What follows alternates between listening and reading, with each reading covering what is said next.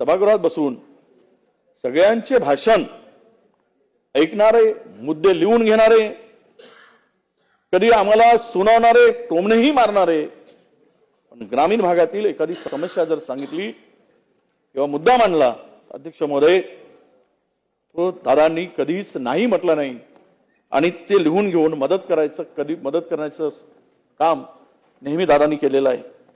त्यांच्यावर आम्ही टीका नेहमी करत केलीच, पण त्यावेळेस टीकेतून मात्र कधी त्यांनी भाषणातूनही आम्हाला रागवल्याचं मी बघितलं नाही. त्या पलीकडे जाऊन एखादा त्यांच्या कुठल्या विषयावर जर आम्ही आरोप केला, कुठल्या चर्चा केली किंवा टीका केली, पण दादांनी फोन करून कधी यावर तुम्ही का बोललात किंवा हा विषय कधी सोडा असं कधीही त्यांनी अध्यक्ष महोदय बोललं नाही.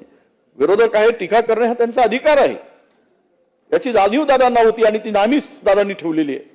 म्हणून विरोधक असल्यावरही ती टीका राजकीय आहे, ती वैयक्तिक नाही असं दादा नेहमी खिलाडू वृत्तीने सांगतात.